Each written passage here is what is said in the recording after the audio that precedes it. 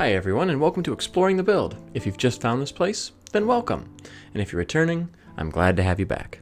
I'm Alex, and this is my channel where we explore and theory craft different character builds for Dungeons & Dragons. Today's requested build comes from Mark Fernandez, who back on our 2014 Cyclops video asked how about Jean Grey next for our next Marvel character build. And sure enough, we finally made it. We're not only going to be doing Jean Grey, as the next couple of builds will also be Marvel themed as well. See, we have a handful of requested Marvel builds, but there are also a plethora of other Marvel characters out there that I find interesting and would want to recreate in D&D anyways. So I figured, why not turn it into its own mini-series? We'll be starting with these 3 builds, and then after that, continuing on with some other Marvel characters, both requested and both just ones that I found for fun, that we'll be releasing in place of or in tandem with other requested character builds. These videos are also going to be structured a little differently. They are going to be using predominantly 2024 rules with some backwards compatibility every now and then, since the new rules are meant to be backwards compatible with previous subclasses or feats or things that just haven't been updated yet. Each build is also only going to go up to level 10 rather than looking at the tiers of play or going level by level up to level 20. What we'll do in these videos is go level by level from 1 to 10, and then in the summary I'll talk about how the build could progress post level 10 and higher. That way you can get a feel for how quickly these builds can come online and feel like maybe you could break them out at the table for a one-shot at any level or maybe even a campaign. And the last thing that's different and unique to these builds rather than our other requested character builds is of course the Marvel aspect. Team-ups.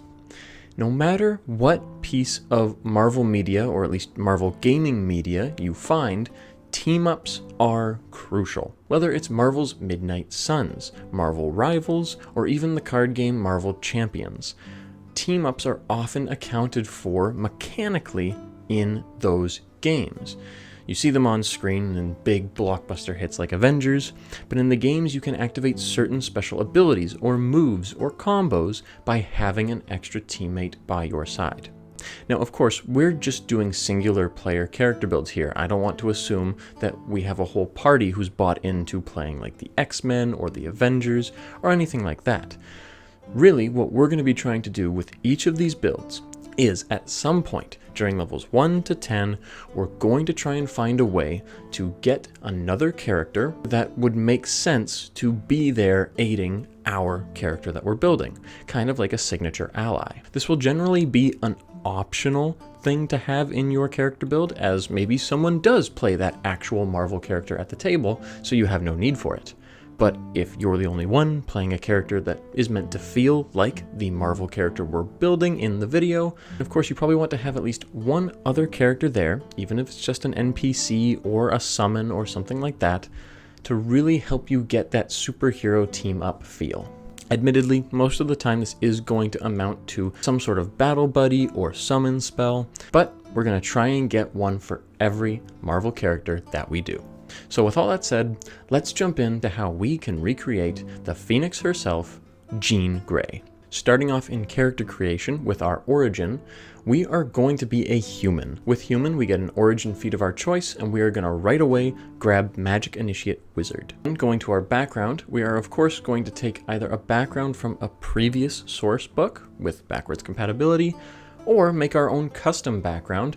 That way we can place Jean wherever we want in the timeline. You could recreate Jean as she has just discovered her mutant powers, or when she started as a student at Professor Xavier's Institute. Or you could have her as a fully fledged member of the X-Men and professor at that same school. Either way, we want to mechanically be able to choose the stat boosts that we get, as well as the origin feat that we want. For that origin feat, we are going to take Magic Initiate again, but this time take the Cleric set.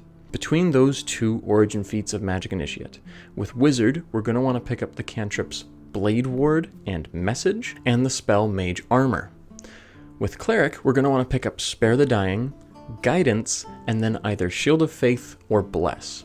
And the idea is that we will be reflavoring all of these spells as pure psionics. So Message is like limited telepathy, our powers are just starting out. Blade Ward, Mage Armor, and Shield of Faith if you take it, are like psionic wards and us putting up various levels of mental protection. Whereas Bless, Guidance, and Spare the Dying are us using our telekinetic abilities to actually aid our allies, whether that's patching them up when they're down or physically guiding them in their skill checks, their attack rolls, or their saving throws. The choice there is up to you, but either way, it's all psionics. Finally, for our stats, we're going to want to put a +2 into Charisma and a +1 into Dexterity and get the following array of ability scores. We want 8 Strength, 16 Dexterity, 14 Constitution, 8 Intelligence, 10 Wisdom, and 17 Charisma. Jumping into the actual level breakdown now, starting at level 1, we are of course going to start as a Sorcerer.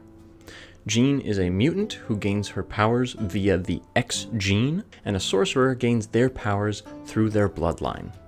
Mechanically though, we do want to have Constitution saving throw proficiency, and innate sorcery is a nice little extra buff to have for our eventual psionic spellcasting. Of course, we have access to a whole bunch of spells and cantrips from just generic D&D magic, but we probably want to focus on things that feel psionic in nature, even though we don't have an actual psionic subclass just yet. This would mean picking things up like the cantrip Mage Hand for some minor telekinesis, Mind Sliver for an actual psionic-based damage cantrip, and then any other psychic or maybe force damage spells, as well as enchantment and illusion spells. At level 2, we're going to go up to Sorcerer 2. Here we gain Meta Magic and Phantom Magic at the same time.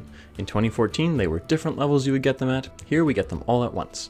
So, for our Meta Magic options, the main one we really care about is Quicken Spell, but then you could pick any other meta magic options of your choice. Maybe not Transmuted Spell, since we're not too worried about elemental damage, at least just yet. But really, world's your oyster. At level 3, we're going to do something a little weird, and actually jump over to Warlock. See, Jean Grey herself may be just an aberrant soul sorcerer, no multi-classing or anything like that, given that she just has psionic powers, and that's it.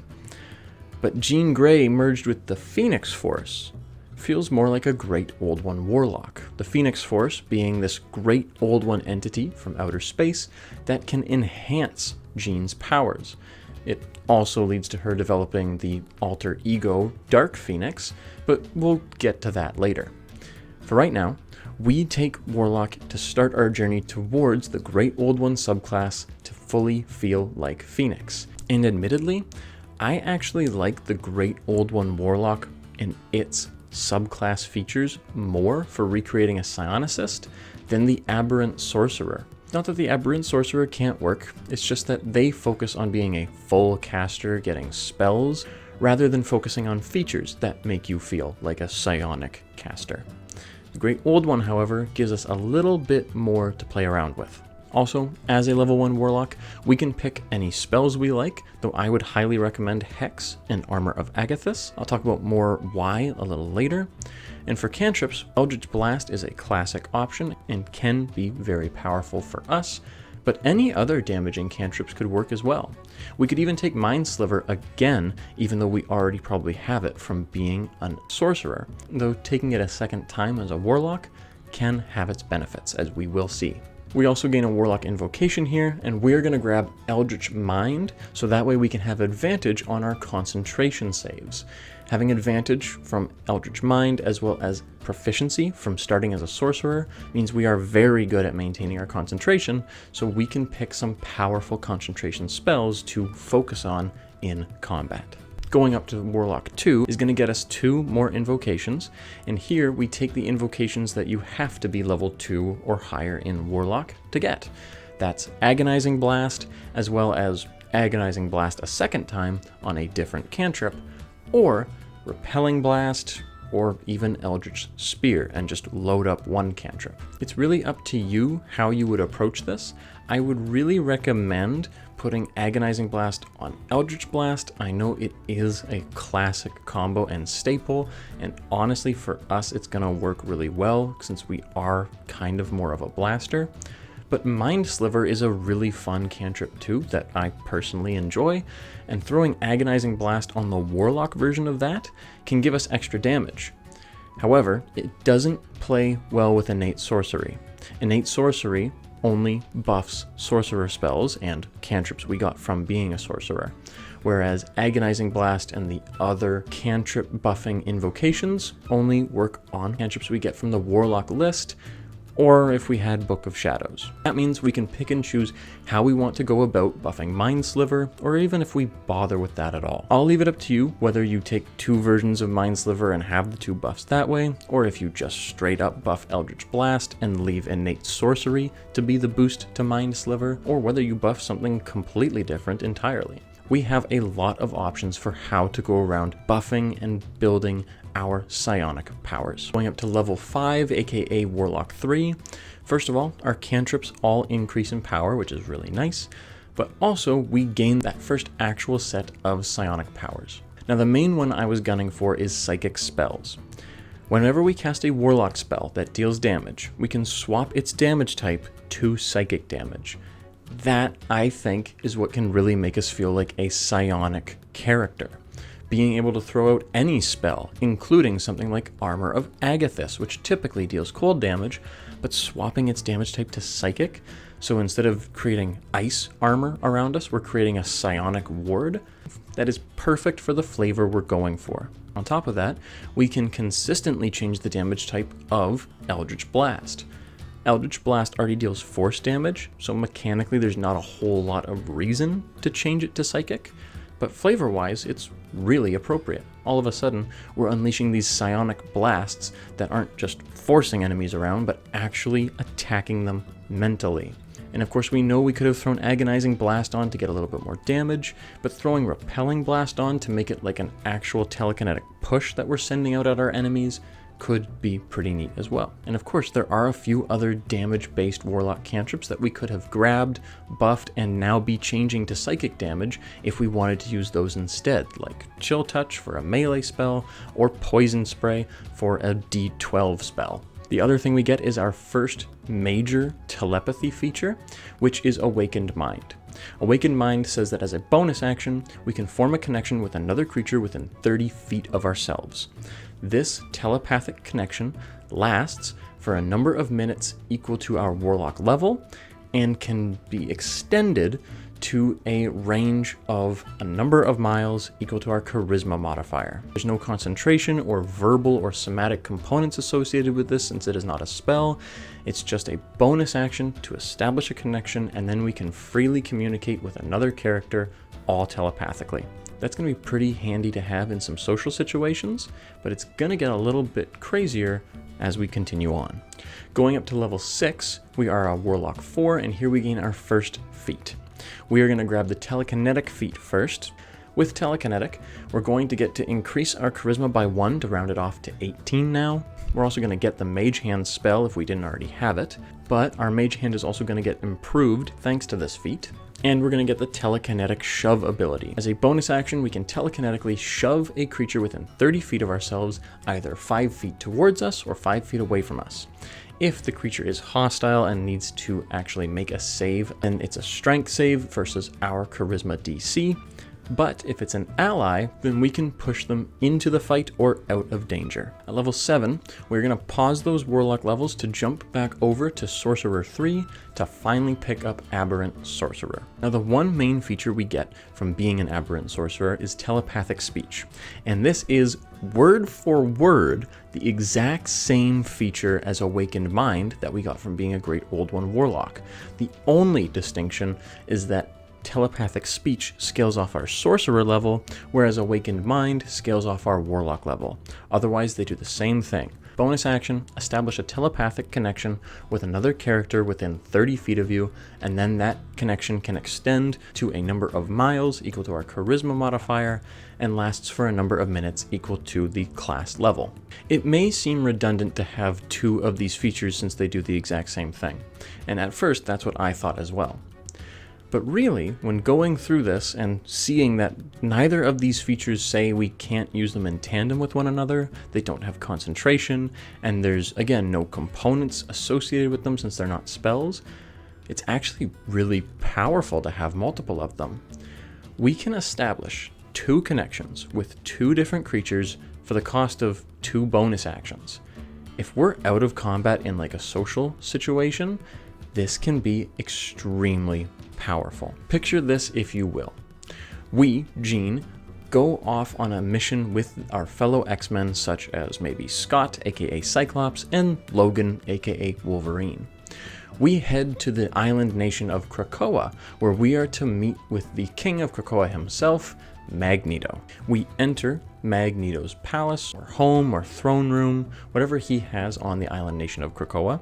But right before doing so, or even while we're walking in or anything like that, we establish one connection with Scott and another connection with Logan. That way, the entire time this social situation is going down, we are able to fully communicate with both of our party members, effectively allowing our entire party to speak with us as like a phone operator while this social event is happening. We may be a blaster in combat, but we are an absolute master of social encounters. Going up to level 8, we're back to Warlock 5 to pick up 3rd level spells, finally, as well as any 2 other invocations.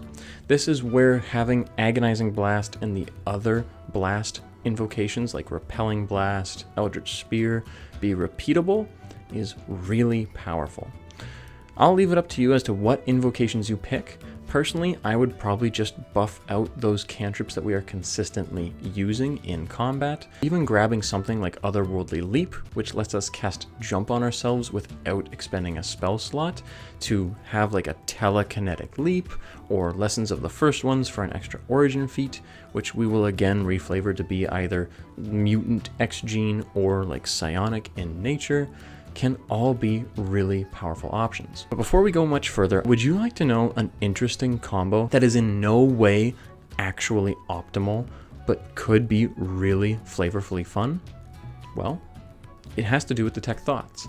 Specifically, Detect Thoughts as a sorcerer spell, which we got way back at Sorcerer 3 when we became an Aberrant Mind sorcerer. See, Detect Thoughts is a concentration spell, but it only takes an action to cast. That means we do have the potential to cast it as a bonus action by using Quicken Spell.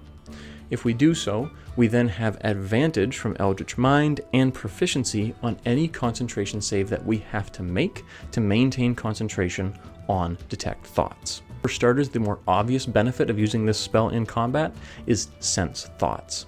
As a magic action, we can sense any presence within 30 feet of us that has thoughts. So if there's an enemy that's invisible, hiding, or unseen by some other means, as long as their thoughts can be detected, we can actually pinpoint where they are.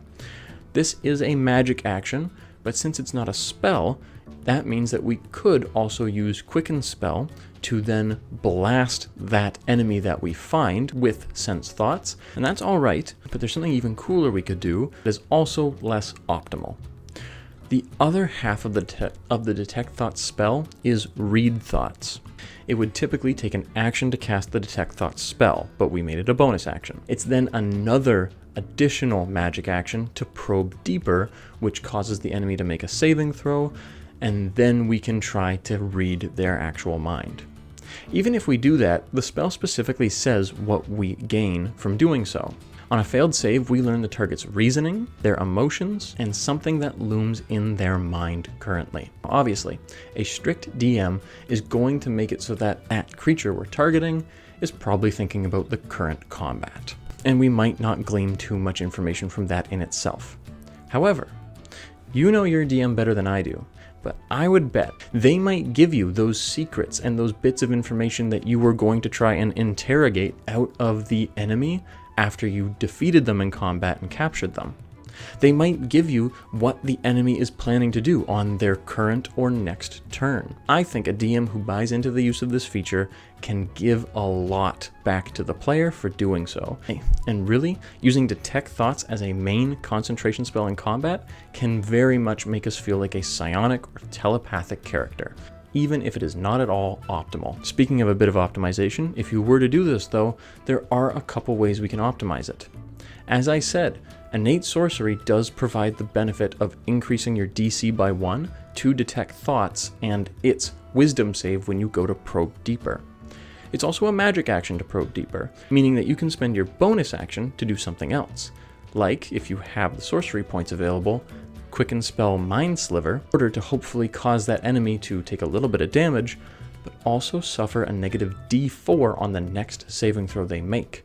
Meaning that when we do go to probe into their mind, not only is our save DC increased by 1, but the enemy's also going to suffer that D4.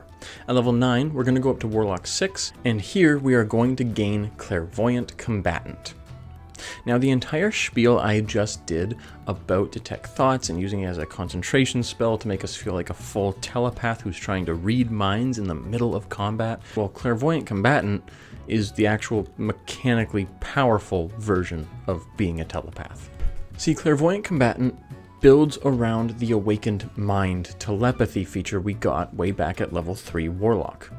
It says that when we make a connection with a creature, presumably an enemy in this case, so we take the bonus action to establish the telepathic link, part of the same bonus action to establish the connection, we can force them to make a Wisdom saving throw against our spell save DC. On a failed saving throw, that creature will then have disadvantage against us, and we have advantage on all our attacks against them. That feature will last for the duration of the telepathic bond, which is a number of minutes equal to our sorcerer level, and we can get back a use of this feature once per short or long rest, unless we sacrifice a warlock spell slot to do it earlier. This is another good way to feel like a telepath in a more optimal combat sense. Being able to blast them with your attack spells with advantage, maybe even adding some hex on there since you can concentrate on a spell while also having this connection up. And at the same time, that enemy suffering disadvantage against us because we are in their head and know what they are going to do before they do it. This doesn't require any DM buy-in, it straight up, by the numbers, works so long as the enemy fails their saving throw. Going up now to level 10, we're a Warlock 7, and here we gain the spell that lets us finally do our team up. Summon Aberration can allow us to summon a Beholderkin, which has an attack called the Eye Ray that deals force damage on a hit. And come on, that feels pretty spot on to reflavor as us bringing Cyclops in to help us fight on a mission. But the reason I was okay for it to count as our team up ability and leaving it this long is because it actually can give us multiple X-Men. Or at least let us choose which X-Men we're bringing in. See, besides grabbing the Beholderkin and reflavoring that to be Cyclops, we could also summon the Slad. And the Slad stat block is a creature that deals slashing damage and has a regeneration factor.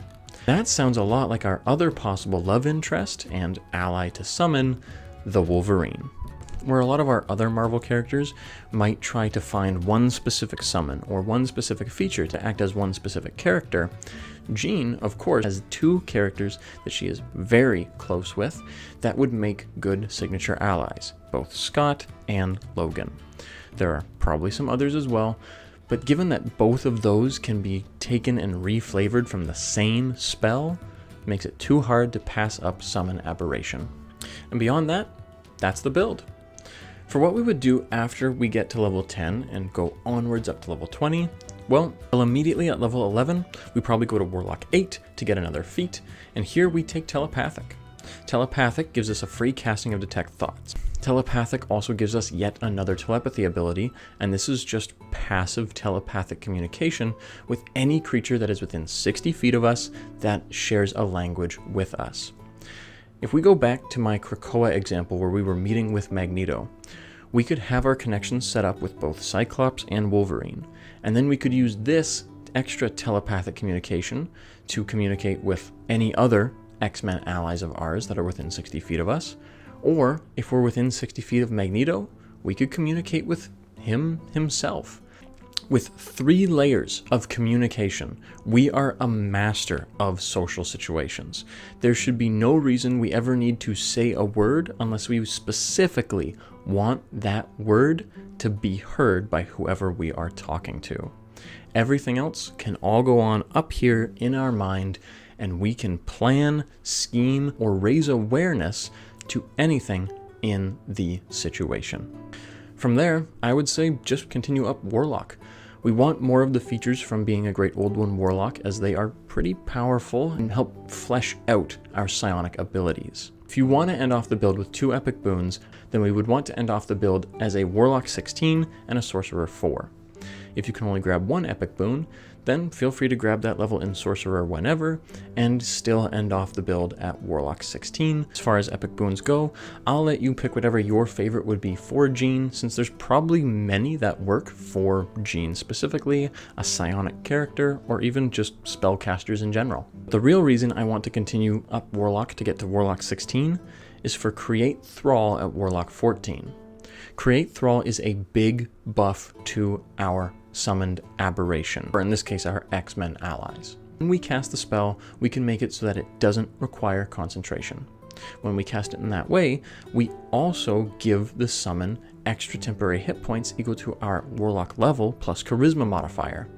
And on top of that, if we're concentrating on the Hex spell, our ally will deal extra damage to the hexed enemy equal to the Hex spell, so they basically benefit from the spell itself, once per turn. And given the fact that the spell does not require concentration, and there's no limit to the amount of times we can cast the spell beyond our actual spell slots, we could actually potentially get both our signature allies of Cyclops and Wolverine out on the field to help us at the same time. And that definitely feels like an X-Men team up. Beyond that though, that's Jean. Thanks so much for coming on the journey with me, and I hope to see you in the next one.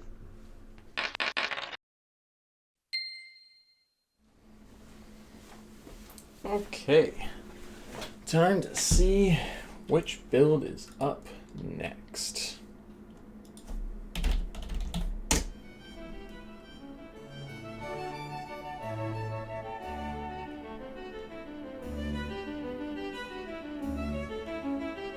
Oh